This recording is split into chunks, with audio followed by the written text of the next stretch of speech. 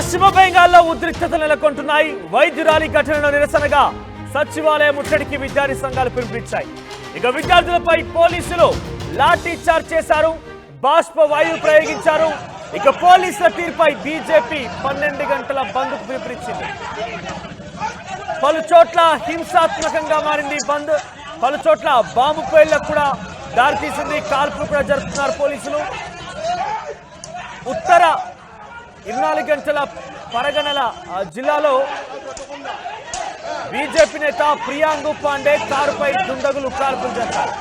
సురక్షితంగా బయటపడ్డాడు ప్రియాంగు పాండే. ఇదంతా తృణమూల్ కాంగ్రెస్ పోలీసుల కుట్ర అంటున్నారు బీజేపీ నేతలు.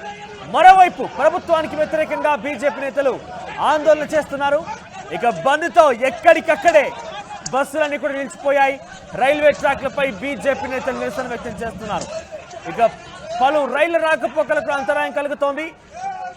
ఆగస్టు 9వ తేదీన రాత్రి అంటే సుమారుగా ఆగస్టు 10వ తేదీన ఉదయం 2 గంటల నుంచి 4 గంటల సమయంలో 4 గంటల ఆ సమయంలో అభయపై జరిగిన అత్యాచార ఘటన సుమారుగా ఈ రోజు వరకు కూడా ఏ విధంగా కూడా బయటకు రాలేదు. ఎవరు నిందితులు అనే విషయాన్ని కూడా తేటతెల్లం చేయలేదు. పోస్ట్ మార్టం రిపోర్ట్లో కూడా అనేక అనుమానాలు తావిస్తున్నాయి. సంజయ్ రాయ్ పై పాలిగ్రాఫ్ టెస్ట్ జరిగింది. సందీప్ ఘోష్, మాజీ ప్రిన్సిపాల్ సందీప్ ఘోష్ తో పాటుగా మరొక 4గురిపై కూడా పాలిగ్రాఫ్ టెస్ట్ జరిగింది. అయినప్పటికీ ఈ రోజు వరకు కూడా కేసు తేల్చకపోవడం. మరోవైపు ఆర్జీకర్ హాస్పిటల్ పై కూడా పలువురు వెళ్లి అనుమానాస్పద రీతిలో పూర్తిగా హాస్పిటల్ ధ్వంసం చేయడం, ఆధారాలని పూర్తిగా చెరిపేయడంపై పెద్ద ఎత్తున కోల్కతా పోలీసులు కావచ్చు, బెంగాల్ ప్రభుత్వం కావచ్చు, వెస్ట్ బెంగాల్ ప్రభుత్వం కావచ్చు అనేక ఆరోపణలు ఎదుర్కొంటోంది. సో ఈ నేపథ్యంలోనే ఆర్జీకర్ ఘటనపై పలు విద్యార్థి సంఘాలు నిరసనకు పిలుపునిచ్చాయి. నిన్న సచివాలయం ముట్టడి కార్యక్రమానికి పిలుపునిచ్చాయి.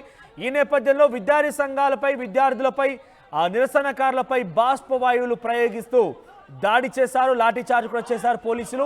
అనేక రకాలుగా వారిపై దాడి కూడా చేశారు. ఈ నేపథ్యంలోనే బీజేపీ ఆ దాడికి నిరసనగా 12 గంటల పాటు బంద్కు పిలుపునిచ్చింది. ఈ బంద్ కూడా రసవత్తరంగా మారింది.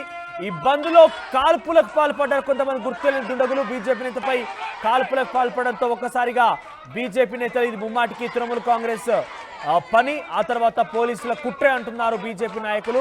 సో చాలా మంది రోడ్లెక్కి నిరసన తెలుపుతున్నారు.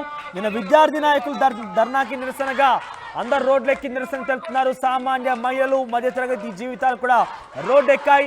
ఈ రకంగా చేస్తూ పోతే వెస్ట్ బెంగాల్లో మరింతగా కూడా ఈ వివాదం రాజుకునే అవకాశం ఉంది. మరింతగా ఉధృతంగా మారే అవకాశం కనబడుతోంది. ఒకసారి అక్కడ ఘటనకు సంబంధించి మనం ఏం జరుగుతుందో చూసే ప్రయత్నం చేద్దాం.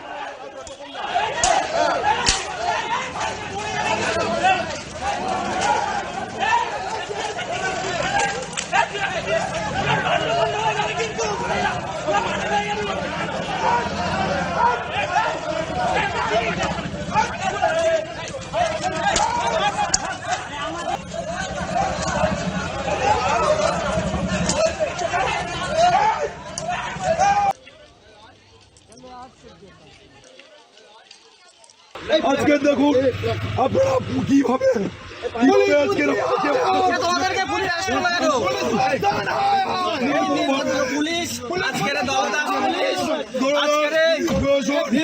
ছাত্রদের উপর নির্মমভাবে অত্যাচার করার প্রতিবাদে আমরা আজকের শান্তি শৃঙ্খল ভাবে বন্ধ পালন করছিলাম।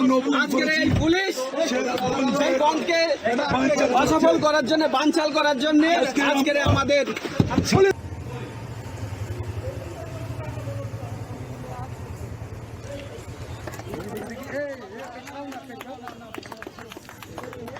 সামনে থেকে সরে যান একটু।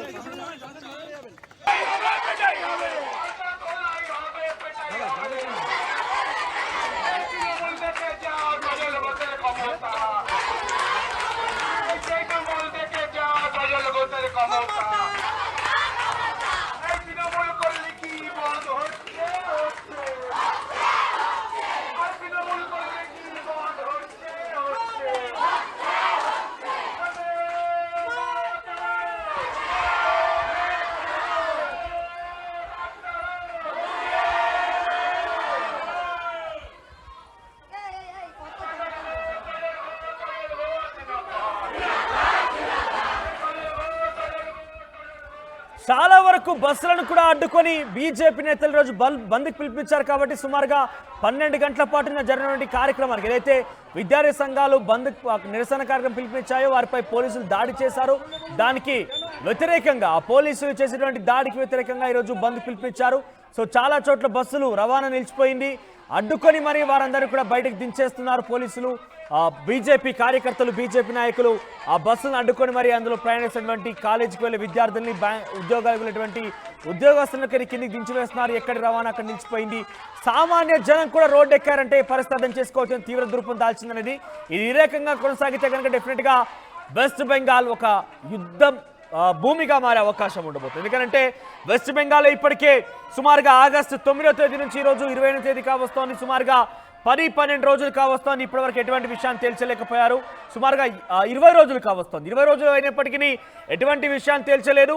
సిబిఐ ఎంక్వైరీ ప్రారంభించింది. సిబిఐ కూడా ఎంక్వైరీ చేస్తున్నామంటుంది.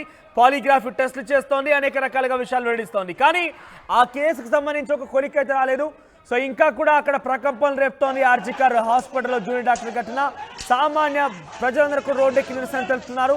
సో ఇక్కడ చూస్తే ఒక చోట బీజేపీ కార్యకర్తలు బీజేపీ జెండాలతో నిరసన తెలుపుతున్న నేపథ్యంలో చాలా మంది కొంత బీజేపీ వ్యతిరేకులందరూ కూడా అక్కడ చేరుకొని వారి చేతిలో ఉన్న కర్రలను తీసుకొని వారి మీద దాడి చేస్తున్నారు. సో పరస్పరంగా బీజేపీ కార్యకర్తలు అటు వచ్చినటువంటి మరొక వ్యతిరేక వర్గం వైపు కూడా పరస్పరంగా దాడులు జరిగాయి. ఒకరిపై ఒకరు దాడి చేస్తున్నారు, కర్రలతో కొట్టుకున్నారు. ఒక చోట బీజేపీ నేత కారుపై కూడా కాల్పులు జరిపారు గుర్తు దుండగులు. సో ఇది ఒక యుద్ధ భూమిగా మారే అవకాశం ఈ రకం కొనసాగితే కనుక ఆర్జికర్ హాస్పిటల్ ఘటనకు సంబంధించి ఇంకా కూడా ఉద్రిక్తతలు కొనసాగుతున్నాయి. పలు జిల్లాల్లో బంద్ స్వచ్ఛందంగా జరిగితే మరికొన్ని జిల్లాల్లో బీజేపీ ఆ తర్వాత వ్యతిరేక వర్గాల మధ్య పరస్పరంగా దాడులు జరుగుతున్నాయి. బీజేపీని పొలిటిసైజ్ చేసే ప్రయత్నం చేస్తోంది, రాజకీయంగా మలిచే ప్రయత్నం చేస్తున్నట్టుగా తృణమూల్ కాంగ్రెస్ ఆరోపిస్తోంది.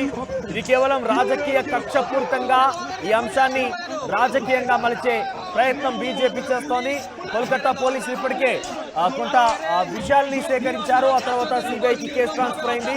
కోల్కతా పోలీసుల నుంచి ఆ కేసు పూర్తిగా ట్రాన్స్ఫర్ అయిన నేపథ్యంలో సిబిఐ అంటే కేంద్ర సంస్థ పరిధినటువంటి ఆ ఎంక్వైరీని కాస్త రాజకీయంగా మలిచే దురుద్దేశంతోనే బీజేపీ ఇటువంటి ధర్నాలకు పిలుపునిస్తోంది. ఇవన్నీ కూడా బీజేపీ ప్రొవోకేటెడ్ ధర్నాలు, బీజేపీ ప్రొవోకేటెడ్ నిరసనలు అంటూ కూడా తృణమూల్ కాంగ్రెస్ ఆరోపిస్తోంది. మరోవైపు తృణమూల్ కాంగ్రెస్ ఈ కేసును తప్పుదో పట్టించే విధంగా ఆధారాలను పూర్తిగా ధ్వంసం చేసింది.